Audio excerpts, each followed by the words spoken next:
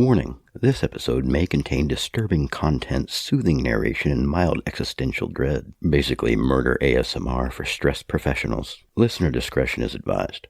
Hell, it might be necessary. A black widow, a spider feared for its venomous bite, and a term for a woman who kills her partner.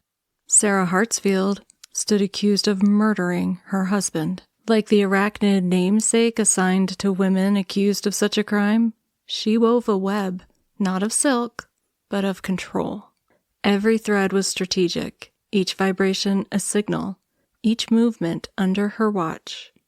It was a structure built with precision, a trap designed as connection. She invited her mates in willingly, and she alone decided if or when they could leave. And she had pointy feet. And she would dance around the web and poke you in the eyeball. If you're familiar with this case, you might wonder why a podcast about arson and criminal fires is covering murder. But I submit to you, murder wasn't the only way Sarah Hartsfield allegedly exercised control. She was no stranger to the flames, allegedly. And we'll get into those accusations, but you'll have to be patient, like the spider spinning her web. Too close, and it looks like just one strand of silk, delicate, fragile. But step back and you start to see the tangle of lies, of suspicion, of destruction. Sarah Hartsfield was many things. A veteran, a military intelligence officer, a mother, a survivor of abuse, and by many accounts, a genius. She oozed charisma and charm, and she had a way with men. Like moths to a flame, they were drawn into her trap, a place few escaped from unscathed. This isn't just a story about one murder. It's a story about how evil disguises itself, how patterns emerge, and how a mask, no matter how glossy, eventually slips to reveal what lies beneath. It's a story of murder and of flames. A story about a woman who thrived on control, whose need for power became her undoing. The spider spun her web, but this time, she was the one who got caught. And when investigators stepped back from the crime scene, a web of shocking accusations and unmistakable patterns emerged. Patterns that spelled revenge in Sarah Hartsfield's own hand. This is Burn, Marry, Kill, The Wicked Web of Sarah Hartsfield, right now on Crime to Burn. Welcome to Crime to Burn, where we explore the dark city landscape where true crime intersects with arson and criminal negligence. Join us as we sift through the ashes to bring you the story of what really happened.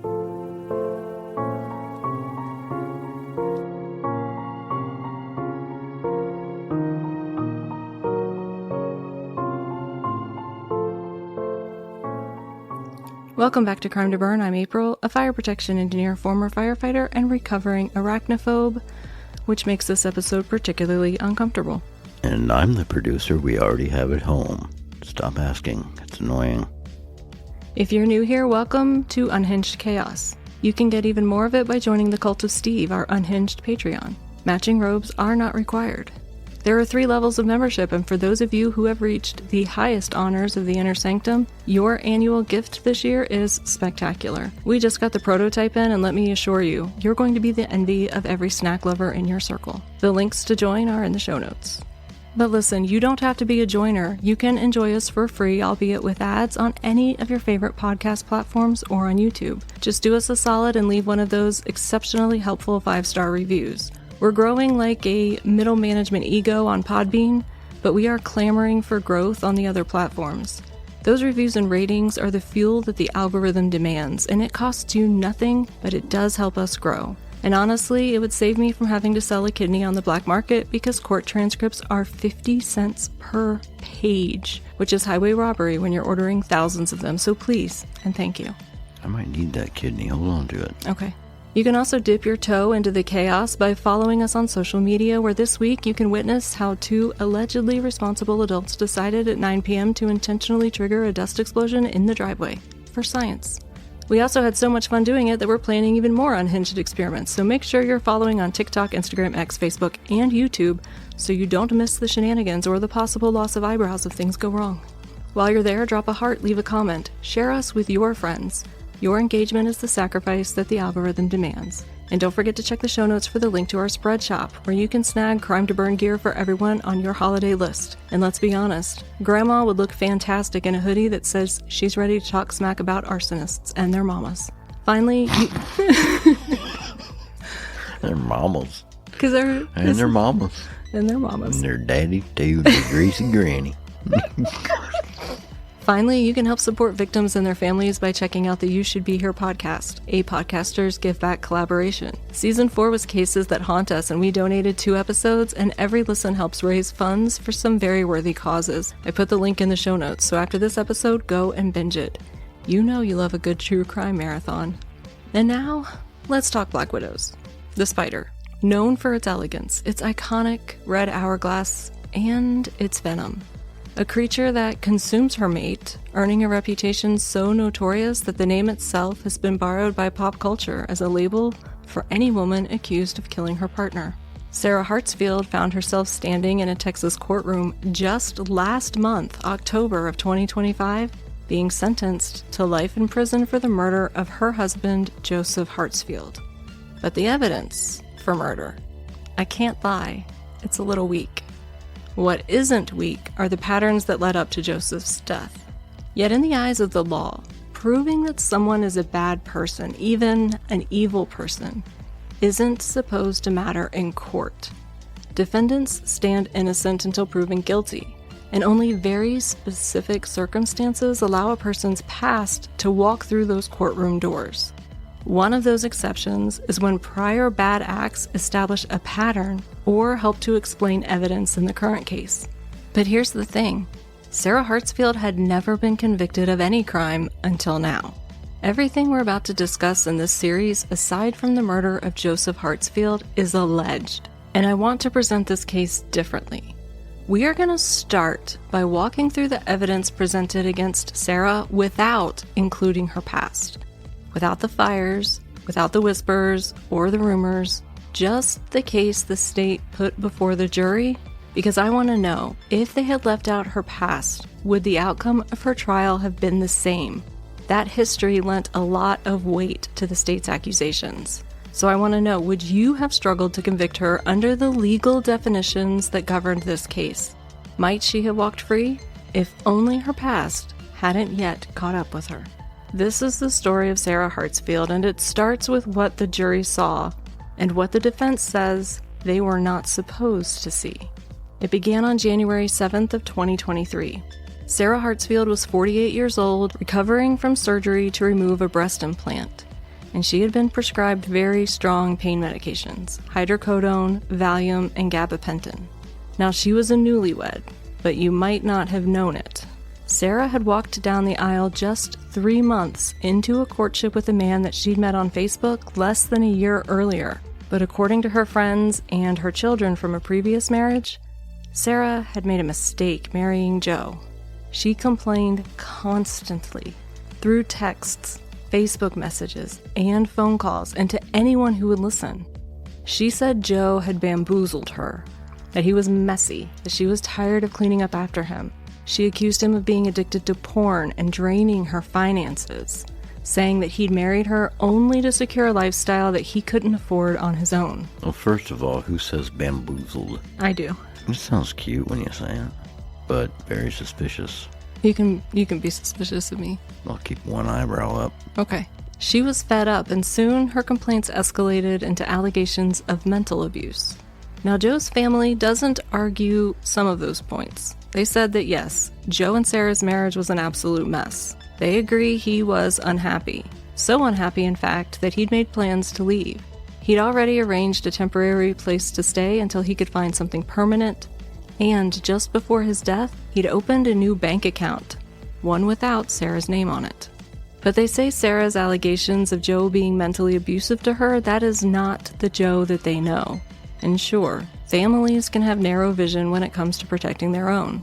But Sarah's family didn't have that kind of narrow vision. Her own children testified against her in court. What's mental abuse? Like forcing someone to watch The View, or...? That sounds like mental abuse to me. Now, Joe was a parole officer, and he wasn't healthy. He had type 1 diabetes, the kind that requires constant vigilance. And by all accounts, he was doing a very poor job of managing it. Some people even accused Sarah of being angry about that, frustrated that he wasn't taking better care of himself. The complications were piling up: neuropathy, sleep apnea, heart problems, and gastrointestinal issues that frankly I didn't research too deeply because not my colon, not my business.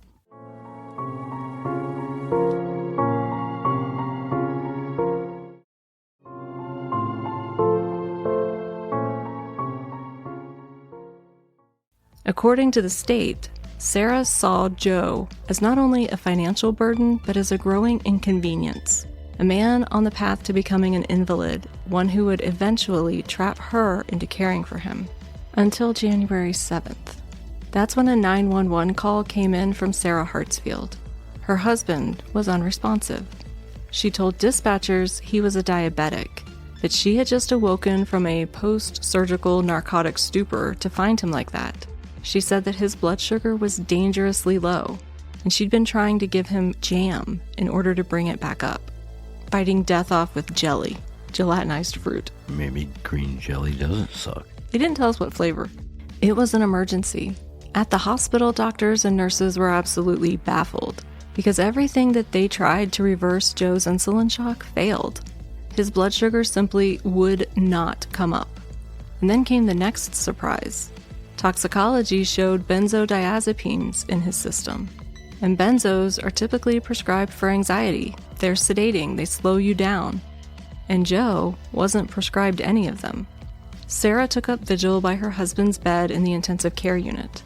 And there she took to Facebook. At first she posted that Joe was deathly ill and they needed prayers, but soon her updates grew longer and more detailed. She told everyone that Joe had an ischemic stroke. And he did, but it wasn't the stroke that killed him. The stroke was the result of Joe's dangerously low blood sugar, a condition that should have been reversible. But no matter what the doctors tried, his glucose levels refused to rise. His body wasn't responding, and Joe was dying. And the hospital staff, they were starting to get suspicious. A nurse caring for Joe made one phone call to law enforcement because she had suspicions. Joe's condition should have absolutely been reversible, treatable, but he was not responding to anything they tried. And then there was Sarah. The nurse said her behavior seemed unusual, weird.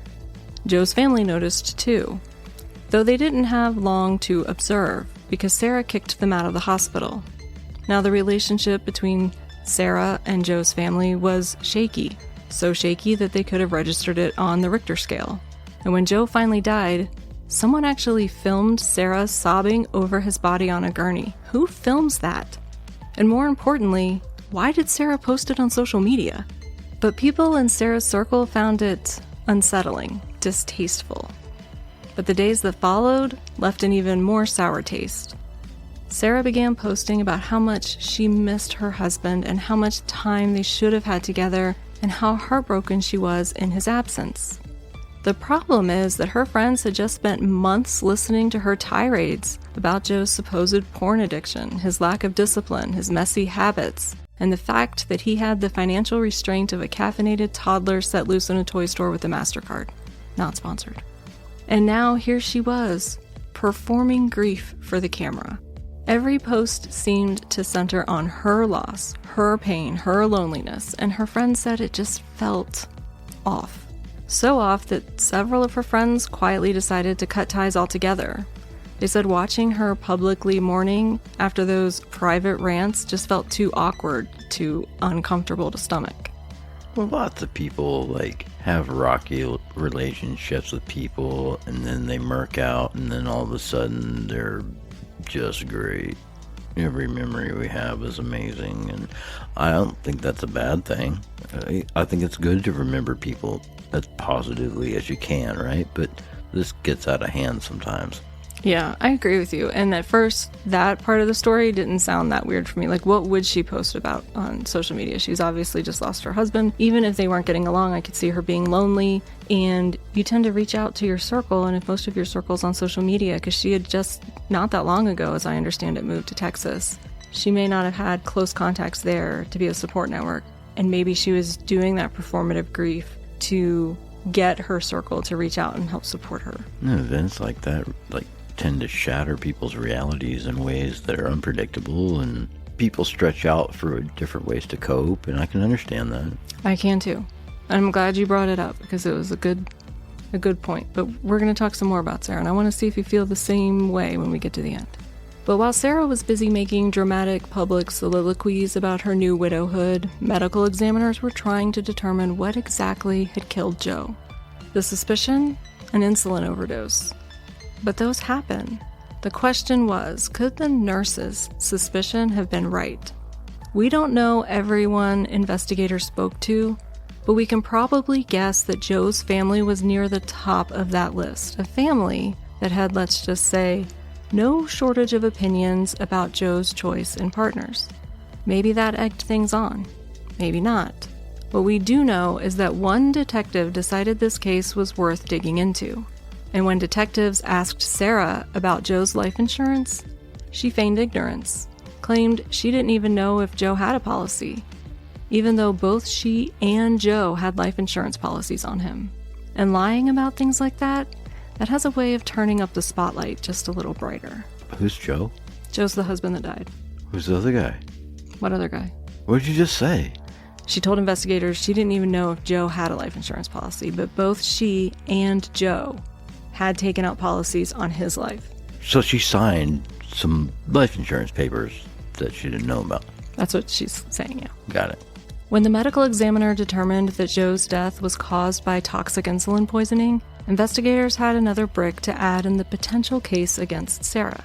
The allegations, and I am not a physician, is that the level of hypoglycemia Joe experienced would have required a massive insulin overdose. And based on what little I do know, the theory is that he would have been rendered unconscious long before he could have administered that much insulin to himself. Insulin, you give someone insulin and it makes their blood sugar go down? Go down. Rapidly. What happens to diabetics when you need to give them sugar? Then you give them sugar. That's hyperglycemia. Or that's hypoglycemia. You need to give them sugar. You give somebody that's hyperglycemic insulin. Hypoglycemic sugar. Yeah, sorry, got it. And what they teach you when I was working on the ambulance is that if you know that somebody's diabetic and they're unconscious, you always give them sugar, because hypoglycemia is the one that will kill you really fast. Hyperglycemia, because it starves the brain, and the brain will start to die. You'll start to have neurological problems. So if you're not sure, always give sugar. We can always give them insulin to counteract too much sugar. But if they have too low a blood sugar, that is life-threatening. I thought that the problem with diabetes was too low sugar. Sometimes it depends. Too high. Some people. Too low, too high. Yeah, it's just a dysregulation of sugar. Your body doesn't release insulin like it's supposed to. I should know all this. I don't have the diabetes. I don't either. Yet. I'm trying. But again, I am surmising here because it is not entirely clear from the records that I have, and those records are limited to what was presented in closing arguments. Add to that benzodiazepines were in Joe's system, and investigators had enough reason to take a much closer look at Sarah to see whether she might have taken her husband's life intentionally or even accidentally. And that's when Sarah's story started to change. Now, she had told police that Joe had come home and she had made him his absolute favorite meal. A meal that his family told investigators he was absolutely not supposed to have because it spiked his blood sugar straight into the danger zone. Now, according to the state, Joe ate it anyway because Sarah had insisted that she had made it special for him, and in an already tense household, Joe didn't want to rock the boat anymore. He was trying to get ready to leave her. And then Joe allegedly lay down to go to sleep, and Sarah handed him his insulin for him to take, the caring wife. And then she went off to sleep herself after taking all of her heavy painkillers from the surgery that she was still recovering from. The problem is that investigators confiscated Sarah's phone, a move that would prove to be her ultimate undoing. Sarah had told investigators that she had been asleep, and she woke up and found Joe was unconscious and unresponsive, and she did everything she could to save him. But her phone told a different story. Data showed that while Joe was laying there dying of an insulin overdose, Sarah was awake, surfing the web, ordering groceries, texting, making phone calls. And during a time when Joe should not have been conscious based on the level of hypoglycemia in his system, she was receiving texts from Joe's phone. One included a photo she had taken of all of his new bank account information, the one that he had just opened because he was planning to leave her. And another photo was a copy of his driver's license. Suspicious? Well, just wait.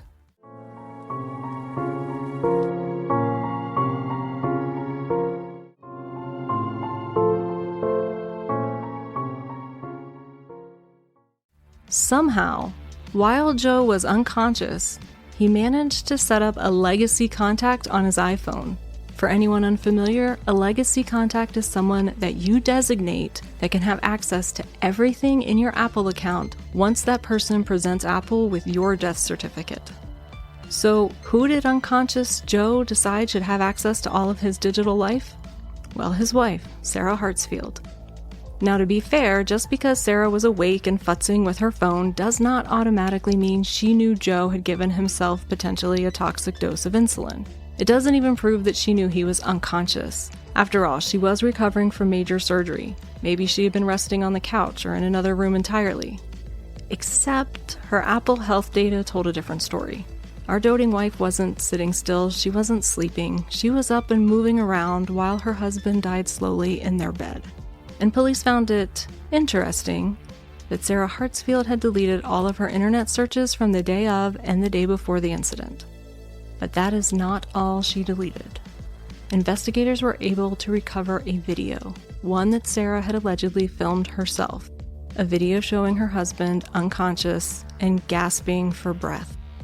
By this point, Joe's family had likely given investigators quite the earful about dear Sarah. You see, Joe's family knew some history about Sarah, the kind of history that might make any detective give her some serious side-eye. And I will tell you what that history is, but not yet. But if you're interested in a little foreshadowing, I'm going to let Joe give it to you himself. When he arrived at home that day, he left a voicemail. And I'm not sure if it was for his mom or a friend, but the voicemail said yes, he had made it home safe and he had been expecting to be shot, but he was still alive. Wait, what? I missed something. When Joe arrived home that day, he left a voicemail for someone, and because I'm only getting this from closing arguments, I don't know who he left the voicemail for. But he left a voicemail and they played it in court, and it was Joe saying, yeah, I made it home, I was totally expecting to be shot, but I'm still alive. Why was he expecting to be shot? Why would he ever joke like that? And I'm going to tell you exactly why. Later. You see, to explain that voicemail now would mean digging into Sarah's past. And I want to stay focused on the case for which she was convicted before we start unspooling the rest of her history. Based on what I've told you so far, you might be asking, what did police find at the crime scene? Whose fingerprints were on the insulin, and how many insulin pens were there in the house? These are all great questions, and ones all of us would love to have answered. The problem is that at first, police did not suspect that this was a suspicious death, and the house was never processed as a crime scene. No evidence was ever collected, and no investigation was conducted, not until that nurse made the call that changed everything. Oh, and remember Sarah's feigning ignorance about Joe's life insurance? When investigators dug into her phone, they found conversations from a few months earlier. Conversations where Sarah had asked Joe about his life insurance and made sure that he had changed the beneficiary to her. As it turns out, Sarah also had taken out her own policy on Joe around the same time. But the defense characterized this trial as little more than a witch hunt, one spurred by a bitter family who had been cut out of their son's life because, well, they hated Sarah. They painted Sarah as an upstanding woman, a veteran who'd served her country in Baghdad and had excelled as an intelligence officer during her army career. Really? And to be fair, her former superiors confirmed that. Sarah, they said, was whip smart and excellent at her job. But her management style? Well, that was another story. One Army superior recalled that Sarah's subordinates complained about her very often, that she was aggressive. She gave no one the benefit of the doubt when things went wrong, but she demanded it for herself when it suited her. And he didn't go into a lot of details, but he said something I found really interesting. He said this: none of the superiors were ever permitted to meet with Sarah alone. It became an unofficial policy that every meeting had to have a witness present, and every conversation had to be documented. That kind of thing makes you wonder if they were afraid, not of her temper, but of her ability to manipulate. And maybe ties to HR. Everything had to be on paper and everything had to be verified. Maybe just a little more foreshadowing of what the defense was so desperate to keep out of court. So she's a veteran, and she's in intelligence, in Army intelligence. You know her rank or... She was a sergeant first class when MLS?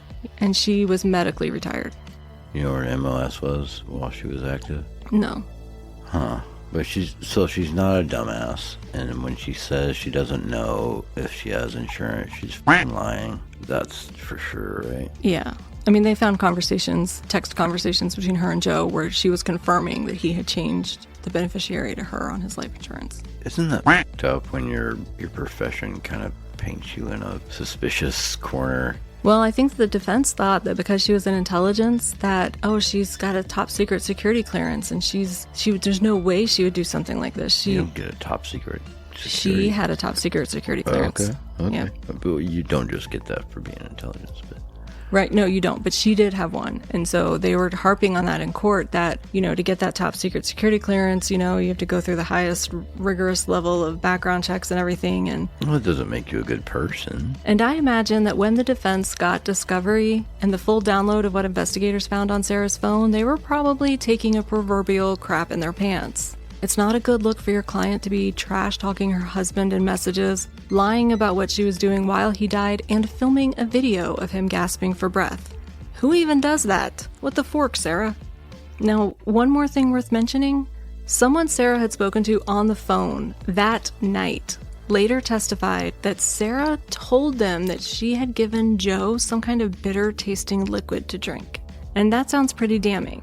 But the defense jumped on it, arguing that this was the first time anyone had ever heard that story, and that claim didn't appear in any of the witnesses' original statements to police. It only came up when they took the stand during trial. It was probably just Chick-fil-A sauce. So was it a memory sharpened by hindsight? Or was a witness so convinced that Sarah was guilty that they would risk perjury? I can't say. And I didn't get to see that testimony myself, but I would caution you to take it with a grain of salt. Because if that statement were true, it's something that should have been brought up in the initial interviews with police. But panic not, because the defense, they have a strategy here. And honestly, it's one I did not see coming. Like a blind hooker.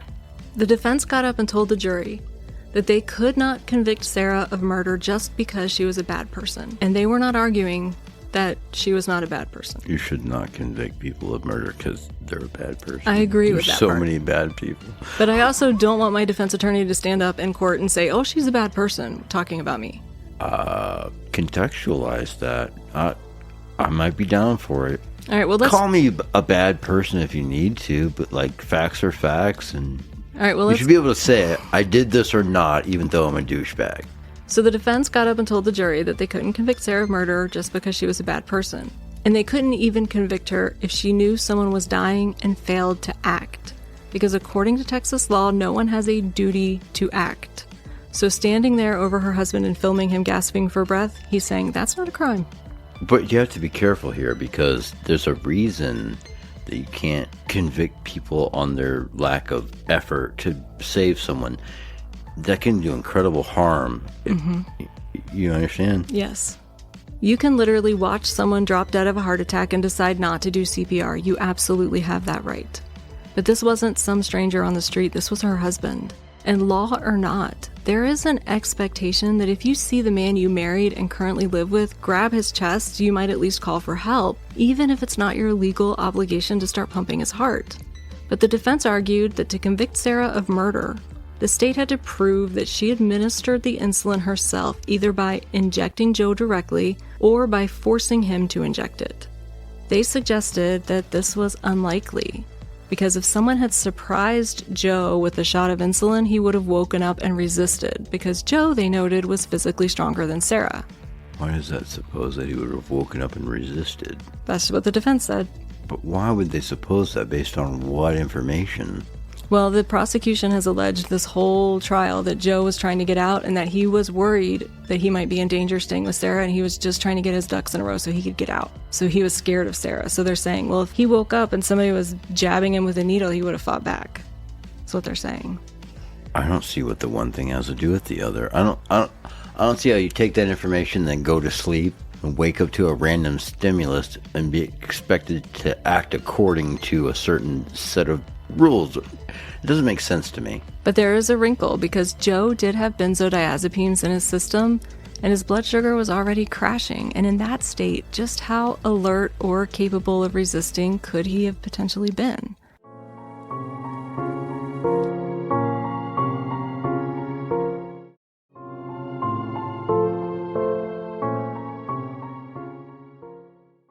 The defense reiterated that to find Sarah guilty of first-degree murder, she had to personally be the one to administer the insulin. Not that she just handed Joe his medication to use at his discretion, but that she personally injected it. And everybody's different too, right? Like, you can pump me full of benzos, try to attack me, I'll still f***ing choke you to death. Like, ain't the same for everybody, right? Yeah, but Joe's family told the court, and this is, again, coming from his family, so keep in mind the source, that Joe didn't even like taking Tylenol. Like, he would not have taken benzos. They weren't prescribed for him. He wouldn't have taken them, but they were in his system when he arrived at the hospital. That's a cool, like, hearsay. Like, that's a cool way to think about that. Mm-hmm. Doesn't make it so. Doesn't make it so. And it came from his family, so... Like, there's a time in my life, you can talk to people and they'll tell you, I wouldn't take a fucking aspirin either. Right? Absolutely. And, you know, if his marriage really was falling apart, maybe he was willing to take benzos. Maybe he needed to take the edge off. And I'm not trying to say he was or anything. I'm just saying there's questions about it, and it's really murky, and all that's really just opinions. And based on what? Mm-hmm. Based on nothing, really. And since no one realized it was a potential crime scene at the time, there was no physical evidence to prove any such thing. Apparently, taking video while someone dies was something that the defense wanted the jury to see as just normal activity. And I can understand why a jury made up of 12 actual human beings capable of empathy might have struggled with that. Well, it's because you see something f***ed up happening on the street. What's your first reaction? Do something or pull out your fucking phone? Mm-hmm, that's true. But in your house with someone that you have an intimate relationship with, or have had an intimate relationship with. Some people just take videos of everything. No matter what. That's a good question. Someone's suffering, they'll video it. You don't just stand there and watch that. That's a really good question. I don't know the answer. But you can see how there's like a question there. Mm-hmm. And I'm not trying to make excuses for assholes here, but we should be wise and like look at all the reasonable doubt. Well, that's why I decided... Consider it, not be afraid of it. That's why I decided to present it this way. If we left out everything the defense said we should leave out of the trial, do we think that there's enough for reasonable doubt or not? And then I'm going to go back and introduce some of the background information that the jury got and see if it changes your opinion. Yeah, and I don't feel like I'm representative of the best juror or anything, you know what I mean? But just on the surface, there's already a whole lot of doubt. Okay. And then the defense went on to explain that the autopsy showed Joe had major blockages in his heart. One artery was 90 to 95% occluded, and another was 60 to 70% blocked. He definitely was in bad health, but the fact is that is not what killed him. It was insulin toxicity. And then the defense presented one argument that in my mind held real weight. Medical evidence from Joe's doctor showing that he had been very, very bad at managing his diabetes and that he was often not compliant with his medication. So his doctor testified that yes, it was possible that if Joe had not been taking the prescribed doses of his insulin correctly, and then she raised his dose, which she did at his most recent visit, and he suddenly started taking that higher dose, then he could have slipped right into insulin shock. It would not have been that far-fetched. And I'm not a doctor, but that does sound reasonable to me. Sounds reasonable to me. So if Joe was non-compliant with his medication and he had just increased his dose, that could have been enough for reasonable doubt, at least for me, if not for the video. Because for me, it's the video. Maybe Sarah didn't have a legal duty to act, but the callousness of a wife recording her husband as he struggles to breathe and then waiting for an hour and a half after she takes that video to call for help, claiming, oh, I just found him, that's something that her attorney confirmed in his closing arguments occurred. That is what convinces me that she probably killed him. It just feels performative, like something a serial killer would do, keeping a trophy. That's pretty damning. And I think that that's exactly what Sarah was. Reveling in the control that she had over a situation that had finally pissed her off one too many times. That's fucking sick, dude. It is, but serial killers do that. Now, there was more presented in trial because, like I said, Sarah had quite a history. One that explains that very strange phone message Joe left before he died, the one where he said he had expected to be shot. But the defense argued that all of that prior history should have been excluded, although they did not win that argument. Still, I have given you everything so far without that backstory, without the history, just the facts of the case as presented. So I want to know, what do you think? Do you believe there was enough evidence to say Sarah Hartsfield killed her husband based only on what I've told you, or do you believe there's enough reasonable doubt to acquit her? I think there's some reasonable doubt, Okay. but not enough to acquit her. I agree with you. I think there is some reasonable doubt, but the video for me is what does it. If they didn't have the video, everything else I could potentially say, okay, there's reasonable doubt. I'm with you. That gap of time, hour and a half. An hour and a half. If you don't get freaked out by somebody fish breathing or doing weird in an hour and a half, you, man. You suck. So she was a woman with no prior convictions who once held a top secret security clearance and who vented to everyone about how much she hated her husband, but filmed him dying. So like I said, do you think Sarah killed Joe? I do. I don't know. None of that evidence is compelling to say she put a needle in somebody, right? It's pretty compelling what happened to him, but it's not yet compelling at what point it happened or who did it. Okay. Who done it is still out for the jury. In my mind is out on that. Okay, well, the jury thought it was enough to convict her. Last month, on October 8th, 2025, they found Sarah Hartsfield guilty of murder after deliberating for only 1 hour. 1 hour. Not even enough time to order pizza. I know what happened here. The jury spent time with this person. They saw her interact with other people, and there's not enough evidence here. There's not enough physical evidence to tie it to her. There's not. There's no tying her hand to the needle to his skin, right? There's no way to do that. They picked up on something that they saw. Other than that, something intuitive happened with the jury because the evidence is not conclusive.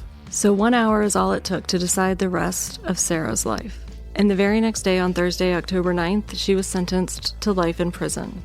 But this is just one sticky thread in a web that stretches back decades, all the way back to Sarah's childhood. And this jury didn't hear all of it, but they heard a lot of it, enough to show an absolutely shocking pattern of manipulation, control, and outright evil.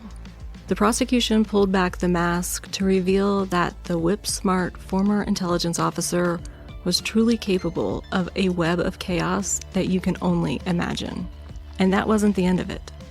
While Sarah hadn't been indicted, much less convicted, for any of the prior acts that the jury heard about, her indictment in Texas set something in motion. Old cases are being re-examined, and some of them have even been reopened. And they are shocking.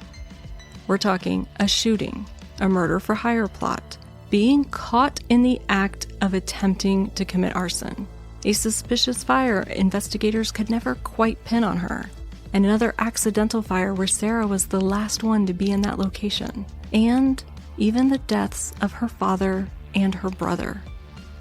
A whirlwind of insanity, all centered around one woman. So come back next week, where I'll tell you more of Sarah Hartsfield's twisted tale, including allegations of murder, arson, and manipulation that will drop your jaw. Right here on Crime to Burn. Well, I'm afraid. I have the fear.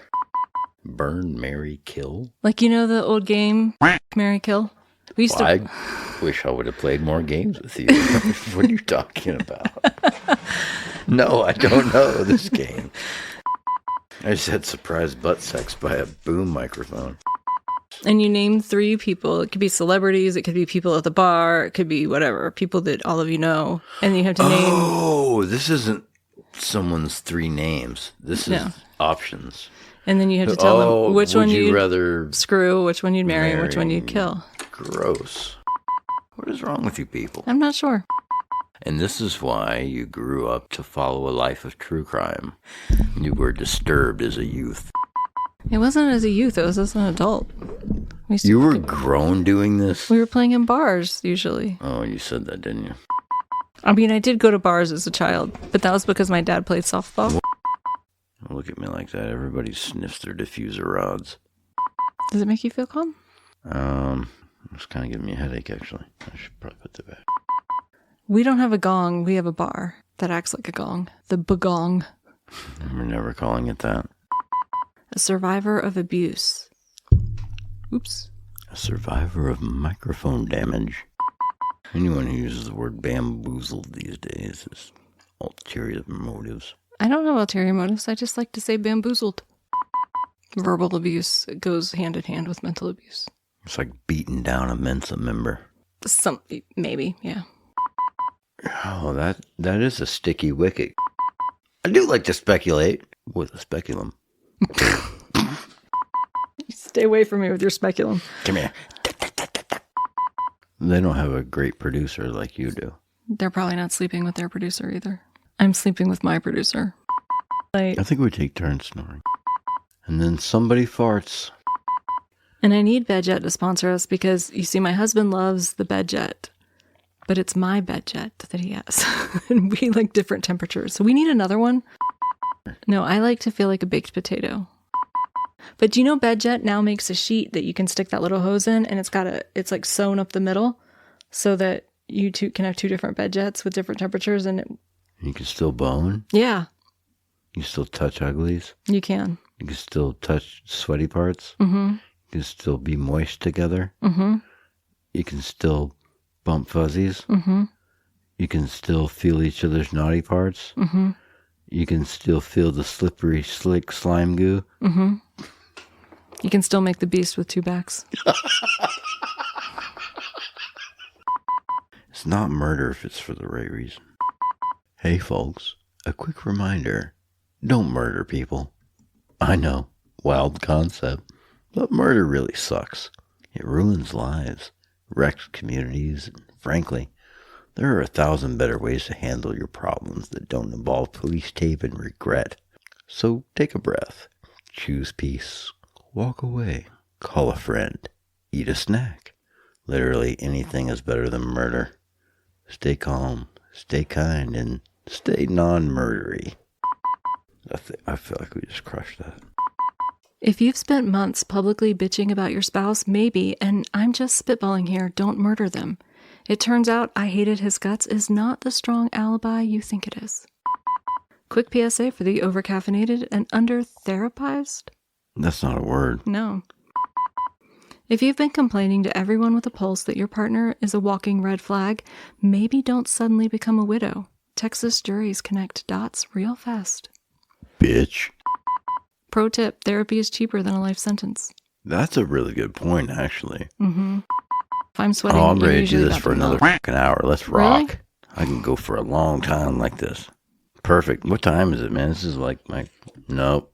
This is past my bedtime. You're fading. Full of shit.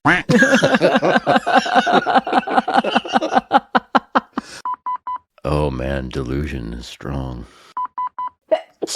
Oh my God. That last one sounds like a car crash, but the other ones are really cute. It's like two Pokemon got hit in traffic. I choose you. Oh no. But you did math the other day.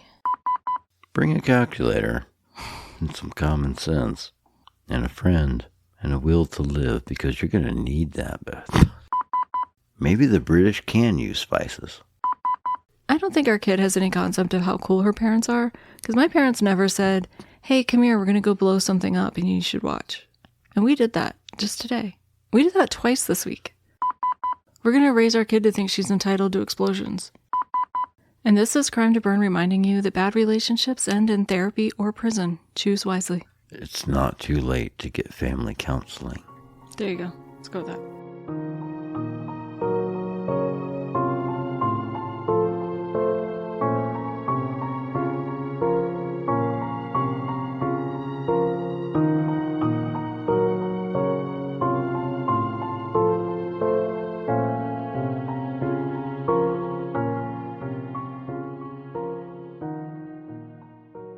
Crime to Burn is a production of Crime to Burn, LLC, where we light fires in your brain and not your buildings. All rights reserved. Still spiritually parched after this episode? It's okay, Steve believes in cross-pollination. Here's a trailer for a show we think deserves to infiltrate your ear holes in a good way. Don't forget to leave a 5-star review before you go. Steve is watching. On the morning of July 31st, 2018, 25-year-old Dustin Duthie called 911 to report that he had murdered his girlfriend 6 days before and killed his parents just that very morning. Dustin's girlfriend was my niece, Taylor Toller. Join me, Kim, each Monday as I explore true crime cases with a focus on the victim and try to answer the question of how someone can make the choice to murder another human being. You can find my podcast, A Million Other Choices, wherever you listen to podcasts, including on YouTube.